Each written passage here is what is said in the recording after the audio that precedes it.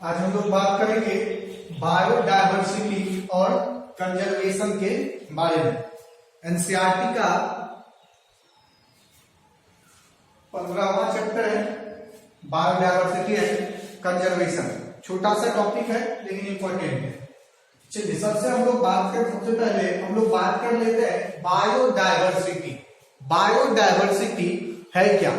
ध्यान दीजिए जरा। अगर हम लोग बायोडायवर्सिटी का बात करें, अगर हम लोग बात करते हैं बायोडायवर्सिटी का, नाम से क्लियर है बायो और डायवर्सिटी दो अलग अलग चीज है। पहला है यहां पर देखिए बायो और दूसरा है यहां पर डायवर्सिटी। डायवर्सिटी का मतलब क्या होता है? डायवर्सिटी का मतलब है कि अलग अलग चीज, बहुत सारा। बायोडायवर्सिटी यानी कि अगर हम लोग सीधा बात ऐसे करें, बायो मतलब लिविंग और डायवर्सिटी मतलब वेरिएशन। डायवर्सिटी मतलब वेरिएशन, यानी कि लिविंग में जो वेरिएशन है, हम लोग अपने चारों तरफ का अगर बात करें तो हम लोगों के चारों तरफ क्या है, बहुत सारा चीज क्या है, प्रेजेंट है। अब बहुत सारा लिविंग ऑर्गेनिज्म प्रेजेंट है। अब उन सारे लिविंग को अगर हम लोग एक साथ जोड़ दें, उस सारे लिविंग को अगर हम लोग एक साथ जोड़ दे या फिर एक साथ बात करें उन सारे लिविंग का, तो उसी को हम लोग कहेंगे क्या? बायोडायवर्सिटी। उसी को हम लोग क्या कहेंगे?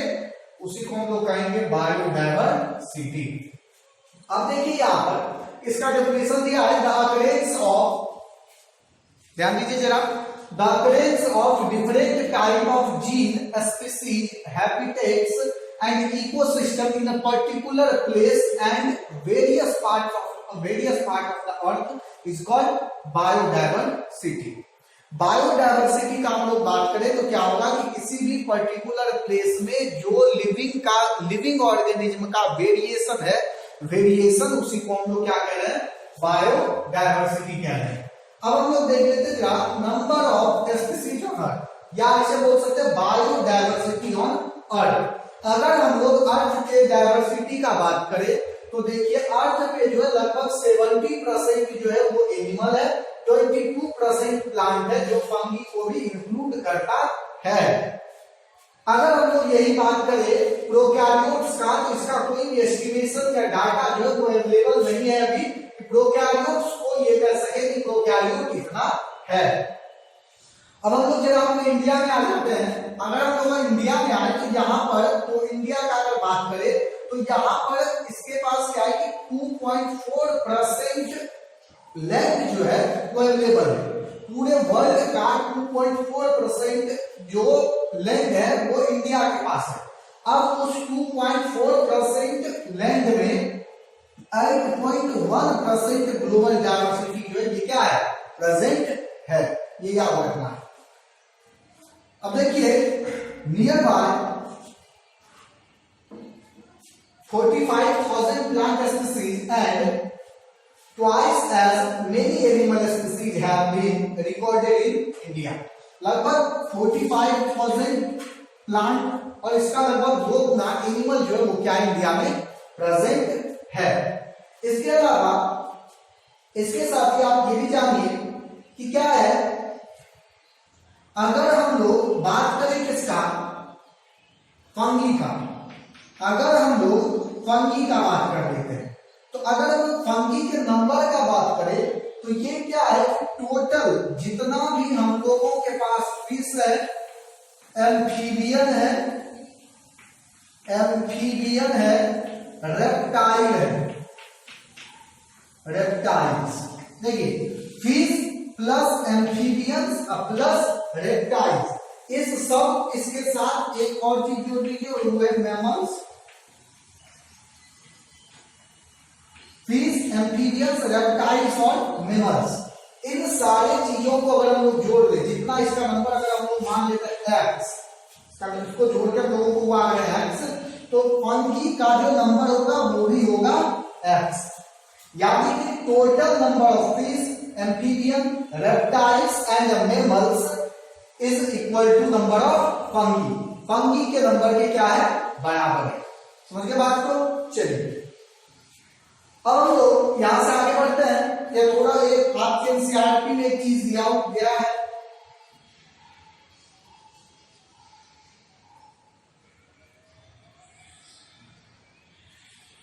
एनसीईआरटी में एक चीज दिया गया है, इस तरह से आप उसको देख लीजिएगा, केवल यहाँ फिगर बनाया हुआ है इस तरह से, और यहाँ पर इसको दिखाया गया कि यहाँ पर 70% में क्या है, एनिमल्स है। इसी तरह से 3 फिगर आपको देख लेना है। अब हम लोग आ जाते हैं levels of biodiversity. Level of biodiversity, तो देखिए ये क्या है कि बायोडायवर्सिटी जो है वो 3 टाइप का है। 3 type of biodiversity are occurs. 3 type का बायोडायवर्सिटी है, जिसमें सबसे पहला है जेनेटिक, दूसरा है स्पीसीज और तीसरा है इकोसिस्टम। तीनों का तीनों नाम से क्लियर है। अगर हम लोग सबसे पहले बात कर लेते हैं जेनेटिक बायोडायवर्सिटी का। जेनेटिक बायोडायवर्सिटी क्या है, तो देखिए जेनेटिक मतलब डायवर्सिटी मतलब वेरिएशन, और जेनेटिक मतलब जीन। अगर जीन के कारण वेरिएशन है, जैसे अगर कोई भी एनिमल्स है, तो जो एनिमल्स है उसमें ह्यूमन भी है, उस एनिमल्स में काऊ भी है, उसी एनिमल्स में बफेलो भी है, लेकिन सभी में इन सारे एनिमल्स में वेरिएशन है या नहीं? इन सारे एनिमल्स में वेरिएशन है, और वो वेरिएशन किसके कारण? तो वो वेरिएशन है जीन के कारण। हम लोगों के कैरेक्टर के कारण हम लोग में, या किसी भी अगर ह्यूमन का ही बात कर ले, अलग अलग ह्यूमन जो है वहां क्या है, अलग अलग तरह का जीन है, तो उन सब का कैरेक्टर क्या है, अलग अलग है। अब अगर वो सारा कैरेक्टर अलग है, तो यहाँ वेरिएशन क्रिएट हुआ, कैरेक्टर जो है वो डिफर किया, वो इस तरह का जो डायवर्सिटी होगा उसको हम लोग कहेंगे जेनेटिक डायवर्सिटी। ध्यान दीजिए, it is measure of variety in genetic information content in the organism. किसी भी ऑर्गेनिज्म में जो इंफॉर्मेशन कंटेन है, बचा हुआ है, रखा हुआ है, उसी को हम लोग कहते, उसके कारण जो वेरिएशन हो रहा है उसी को हम लोग कहते हैं क्या, जेनेटिक वेरिएशन। इसके बाद आता है स्पीसीज डायवर्सिटी। अलग अलग एनिमल्स का वैरायटी है। अगर हम लोग अब बात कर ले काऊ का, तो काऊ में क्या है कि अलग अलग वैरायटी है। अगर हम लोग बात कर ले बफेलो का, बफेलो में अलग अलग वैरायटी है। अगर हम लोग बात कर ले फ्रॉग का, तो फ्रॉग तो आप देखे होंगे, बहुत सारे वैरायटी का फ्रॉग है। तो ये फ्रॉग है, सारा का सारा फ्रॉग है, सारा काऊ है, सारा बफेलो है, लेकिन उस सब में क्या है, कहीं ना कहीं वेरिएशन है, उसके कैरेक्टर में वेरिएशन आ रहा है। इसी को हम लोग कहते हैं स्पीसीज डायवर्सिटी। एक ही स्पीसीज का अलग अलग वैरायटी आ रहा है, वो हो जाएगा क्या, स्पीसीज डायवर्सिटी। और इकोसिस्टम डायवर्सिटी। इकोसिस्टम डायवर्सिटी आप समझते हैं। अगर हम लोग बात कर ले, जैसे आप देखिए इस तरह से कि कहीं पर हम लोग इकोसिस्टम में जाते हैं, कहीं क्या है, कहीं ग्रासलैंड है, हम लोग सीधा शॉर्टकट लिखते हैं, कहीं ग्रासलैंड है, कहीं हम लोग देखते हैं क्या कि कहीं पर रेन फॉरेस्ट है, कहीं पर रेन फॉरेस्ट है।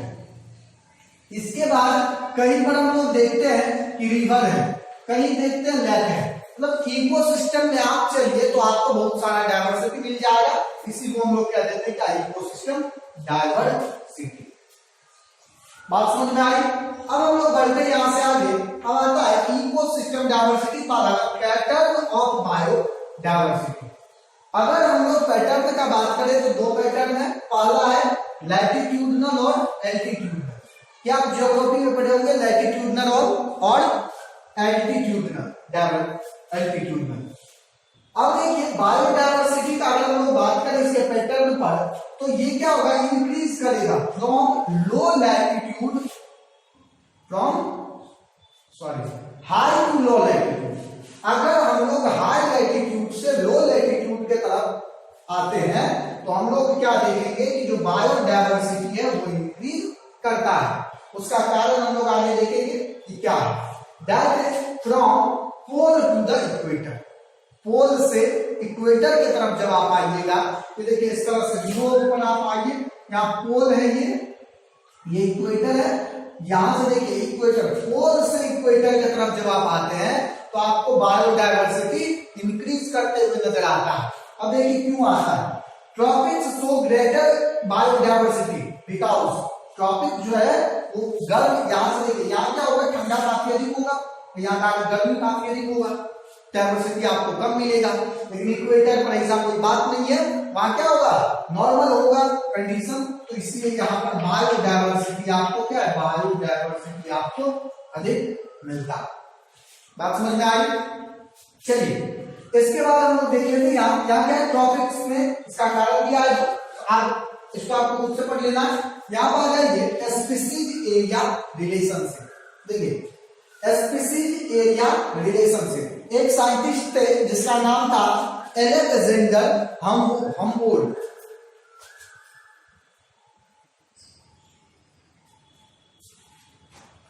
अलेक्जेंडर हम्बोल्ट जो है, इसके हम्बोल्ट ये कुछ चीज को ऑब्जर्व किए, कुछ जगहों पर ये ऑब्जर्व क्या किए कि अगर हम लोग क्या करते हैं कि एरिया बढ़ाते हैं, अगर हम लोग क्या करते हैं एरिया बढ़ाते हैं, तो एरिया बढ़ाते समय बढ़ाते अगर हम लोग चले तो हम लोग देखते हैं कि स्पीसीज का वेरिएस, स्पीसीज जो है वो क्या होगा कि नंबर ऑफ स्पीसीज इंक्रीज करते जा रहे हैं। Species, number of species increase करते जा रहा है, लेकिन एक सर्टेन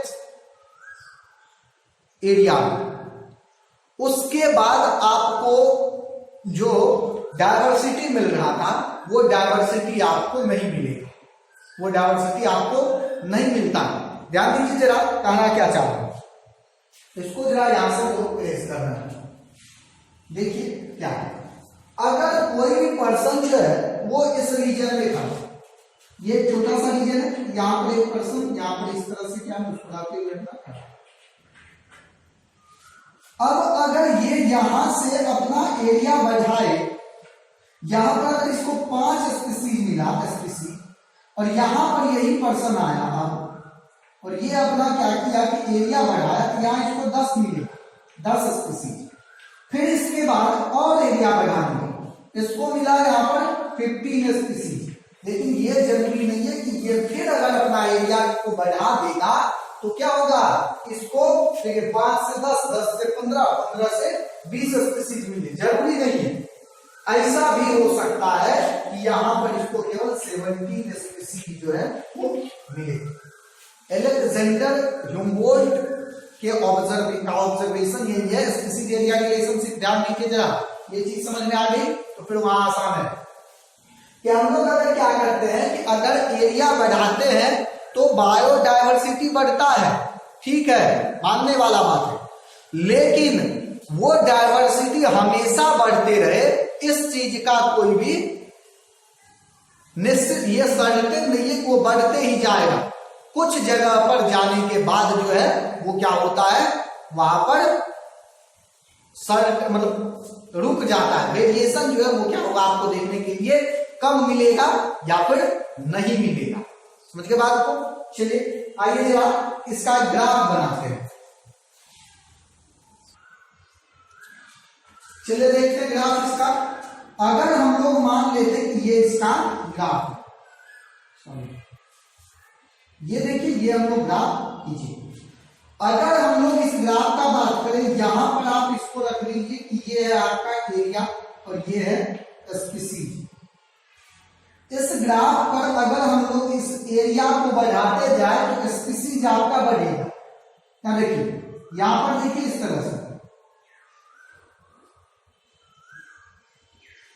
यहां से देखिए एरिया यहां इतना है तो स्पीसीज कम है, यहां एरिया बढ़ा, यहां से आया यहां पर इस तरह से, तो स्पीसीज भी क्या हुआ, बढ़ गया। इसके बाद एरिया फिर आया यहां पर और बढ़ाए तो स्पीसीज और बढ़ा, यहां एरिया और बढ़ाए तो स्पीसीज और बढ़ा। लेकिन यहां के बाद, यहां इस जगह के बाद अगर हम लोग देखते हैं तो इसको एरिया बढ़ रहा है, एरिया इस तरह से लोग बढ़ाते जा रहे हैं, लेकिन जो हम लोगों को स्पीसीज मिला वो क्या है, अब सर्टेन मतलब फिक्स हो गया है। वेरिएशन, बायोडायवर्सिटी आपको एक सर्टेन एरिया तक ही मिलेगा। जैसे ही उस सर्टेन एरिया के बाहर जाते हैं लोग, तो हम लोगों का बायोडायवर्सिटी है वो उसी तरह से ग्रो नहीं करेगा या उसी तरह से वैरी नहीं करेगा। वो क्या होगा, वहां पर निश्चित हो जाएगा, रुक जाएगा।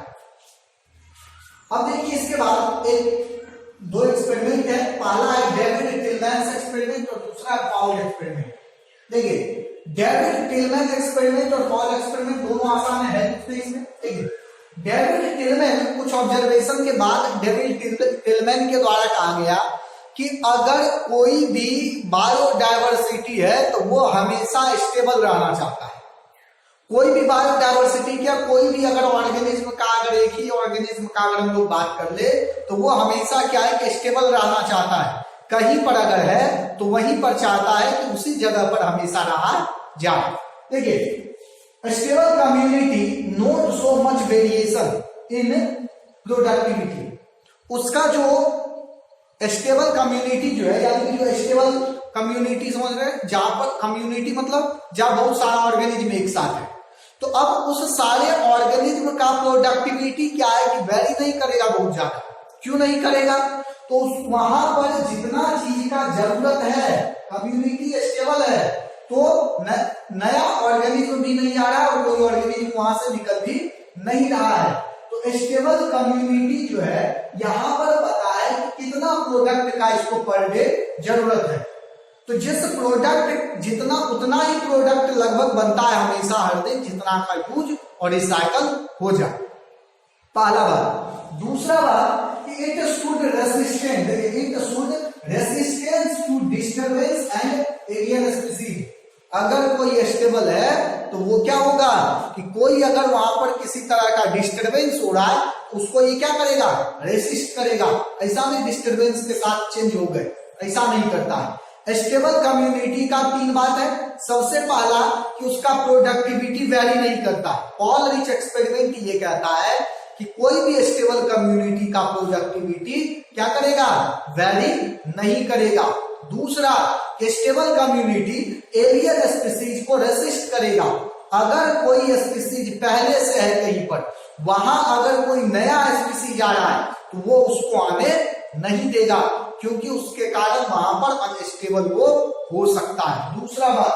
तीसरा बात कि ये डिस्टरबेंस, किसी तरह का डिस्टरबेंस अगर क्रिएट होता है वहां पर तो उसको भी क्या करेगा, रेसिस्ट करता है। ये बात होगा किसका, डेविड टिलमैन का।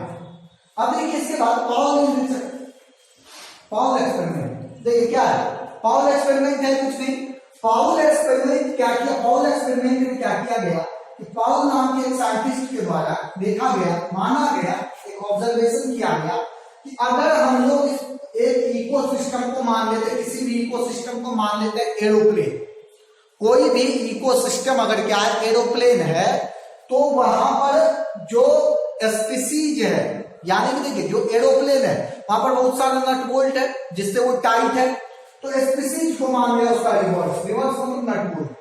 अब देखिए यहाँ पर कि जो इकोसिस्टम, यानी कि जो इकोसिस्टम है एरोप्लेन, वहां पर स्पीसीज जो है वो अटैच है।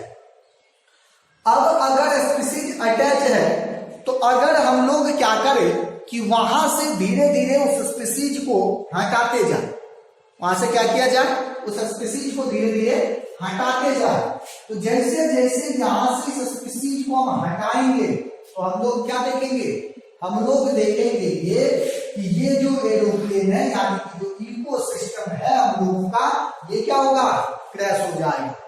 बात समझ में आई? पाउल एक्सपेरिमेंट ये कहता है कि अगर हम लोग इकोसिस्टम को एरोप्लेन मान लेते हैं, अगर क्या करते हैं इकोसिस्टम को एरोप्लेन मान लेते हैं, तो जो स्पीसीज है वो इसका रिवर्स है। अब अगर इस इकोसिस्टम में, यानी इस एरोप्लेन का आप रिवर्स हटाते जाते हैं, स्पीसीज हटाते जाते हैं, तो क्या होगा ये कि ये जो इकोसिस्टम है यानी कि एरोप्लेन, ये धीरे धीरे क्रैश, कभी ना कभी क्रैश कर जाएगा। समझ के बात को? तो ये बात है किसका, पाउल एक्सपेरिमेंट का। अब आता है इंपॉर्टेंस ऑफ बायोडायवर्सिटी। ये तो आप सभी जानते हैं इंपॉर्टेंस क्या है बायोडायवर्सिटी का। पहला है इकोसिस्टम को मेंटेन करता है, दूसरा फूड सिक्योरिटी देता है।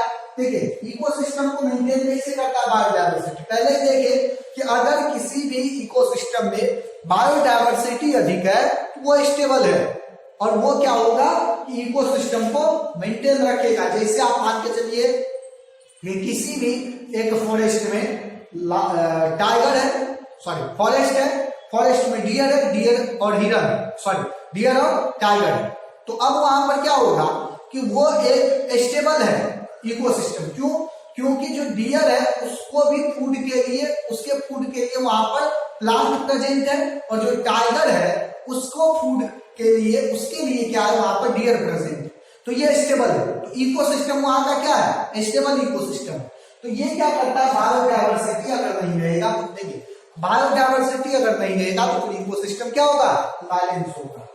अब इसके बाद आता है फूड सिक्योरिटी। जितना ज्यादा बायोडायवर्सिटी होगा, फूड सिक्योरिटी उतना अधिक। अगर जैसे देखिए कि किसी फॉरेस्ट में, मतलब बहुत बड़ा सा फॉरेस्ट है, तो वहां क्या है, बहुत बड़ा सा अगर फॉरेस्ट है तो वहां पर ह्यूज फॉरेस्ट में क्या होगा कि जो प्लांट बायोडायवर्सिटी है, प्लांट का बायोडायवर्सिटी भी क्या होगा, अधिक होगा। अब अगर प्लांट का बायोडायवर्सिटी अधिक है तो वहां पर जो एनिमल्स है, जो हार्बीवोर्स है, उसके लिए फूड क्या है, काफी अधिक है वहां पर। तो क्या होगा कि अलग अलग तरह का हार्बीवोर्स वहां जमा होगा, बहुत सारा हार्बीवोर्स वहां रहेगा। अब धीरे धीरे जब वहां पर हार्बीवोर्स जमा होगा तो जो कार्निवोर्स है वो क्या होगा, वहां पर जमा हो जाएगा वो भी। अब वहां पर जब वो जमा होगा तो फूड सिक्योरिटी किसको मिल रहा है, दोनों को, हार्बीवोर्स और कार्निवोर्स दोनों को क्या हो रहा है, फूड सिक्योरिटी मिल रहा है। इसके अलावा देखिए सॉइल फॉर्मेशन, जितना अधिक बायोडायवर्सिटी होगा उतना अधिक उसका एक्सक्रीटा होगा, और एक्सक्रीटा क्या करेगा, सॉइल फॉर्मेशन में हेल्प करेगा। मेंटेन फूड चेन, ये आप देखिए बता दिया गया है, फूड चेन को भी ये क्या करता है, मेंटेन करने का काम करता है।